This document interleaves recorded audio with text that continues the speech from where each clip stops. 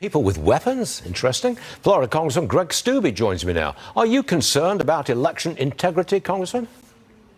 Well, I have to respond to this because these are the same Democrats that demonized members like me who objected under our constitutional obligation under the Constitution to two states due to the last elections. Pelosi herself called us domestic terrorists. You go back and watch the clip. She said it on air.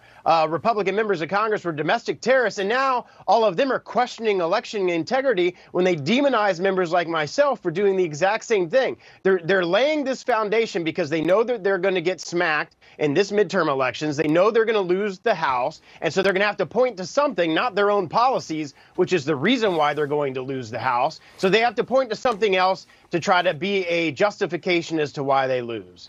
Herschel Walker and Raphael Warnock are neck and neck in the Senate race in Georgia. 47 Herschel, 46 Senator Warnock. What concerns me is that there could be a runoff. If neither of them gets 50% of the vote, there's a runoff, and maybe we won't get the results into who runs the Senate until January. Congressman, that would be a problem, wouldn't it? Well, the good thing is Rick Scott, who's the head of the side for the Republicans, thinks we're going to take 52 to 53 seats. So if we do take 52 or 53 and they're still waiting on the results from Georgia, we'll still have the majority. So that is the optimistic view that I'm looking at there. But you're right, it could hinge on one seat.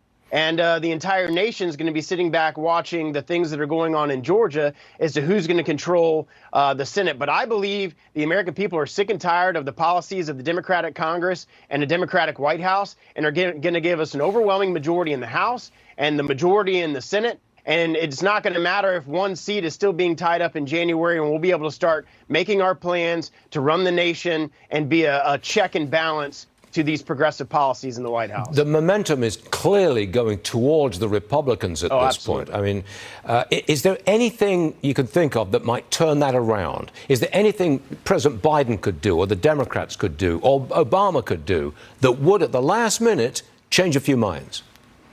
The number one issue facing Americans is inflation in the economy. That's affecting every single American. That's what Americans care about. They trust Republicans on the economy and inflation by double-digit numbers all across the country. There's nothing Democrats can do because they're not going to reverse their progressive policies. There's nothing they can do in the next week to change that.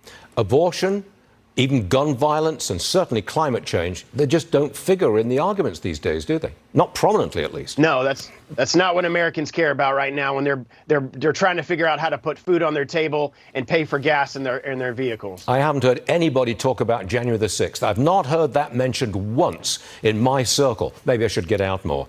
Congressman Greg Steube, thanks very much for joining us. It's a pleasure, sir. Yeah, good to see you. You got it. You too.